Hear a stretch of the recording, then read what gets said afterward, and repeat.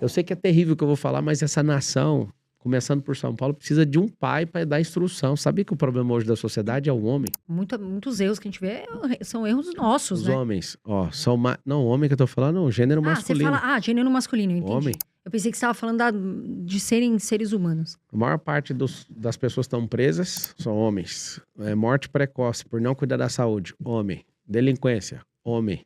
Abandono, homem. Perversidade, homem. Homem, ele domina todos esses aspectos. Negativo. No Dia das Mães, eu levei meus filhos num presídio em Pinheiro. Cheguei lá, meus filhos, pelo amor de Deus, filho, nós vamos conversar com as mães, vamos conversar com os policiais penais, vamos conversar com todo mundo. Papai, pelo amor de Deus, você vai, se eu não quero nunca vir visitar vocês, eu quero mostrar a fórmula do fracasso de uma família. Aí para as mães, seu filho, é um 5,7, um 5,5. Aí, beleza, elas com as bolsas tudo transparente, porque para entrar com as comidas tem que ser tudo transparente. Vigiado, né? Tudo Absurdo. revistado.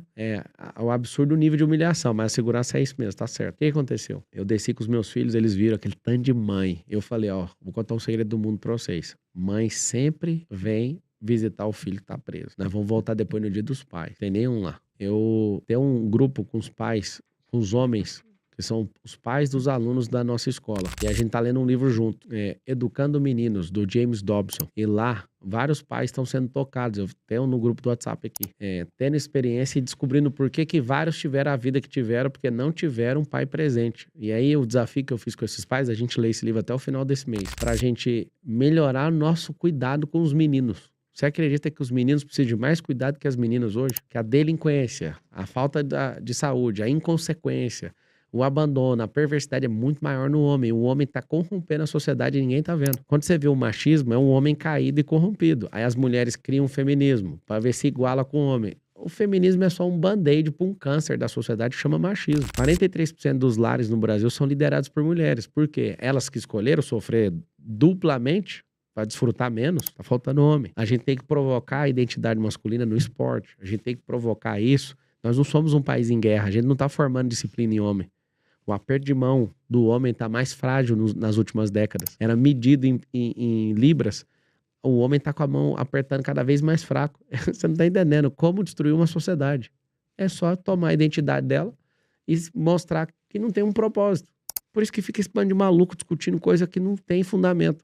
Nós precisamos de, no esporte, fazer cada um se encontrar. A gente precisa, nessa identidade como povo, de ser um povo criativo, empreendedor, essas pessoas se encontrarem. Quando a gente encontrar e entender que o mais importante é a família, esse povo vai defender com unhas e dentes esse negócio.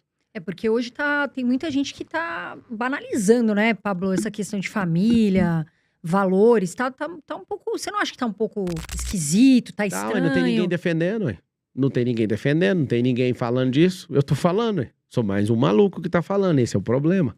Pra acabar com a nação, pra você ter uma noção. A gente tá caindo nesse engodo de comunista de não ter filho. É muito louco, mano. Você que perde seu tempo na internet. Essa aqui é uma máquina de 10 bilhões de dólares. Ela foi desenvolvida pela Apple. Eu vou repetir o número, tá? Uma máquina que custou 10 bilhões de dólares. Nem eu, nem você temos a capacidade de controlar as nossas emoções com essa máquina na mão. Você passa 4 a 6 horas vendo rios aqui, você pode ser a pessoa mais inteligente do mundo. Você não dá conta de dominar isso aqui. Cuidado com isso aqui. Vou dar uma dica pra todo mundo que tá assistindo. Faz depois do período eleitoral, que agora nós tá precisando de atenção. Esse negócio aqui é uma máquina de 10 bi de dólar. Foi investido isso pra fazer essa super máquina. Aqui tá comendo o cérebro de todo mundo. Tem uma dica poderosa. Guarda isso aqui em gaveta. Não põe no seu quarto.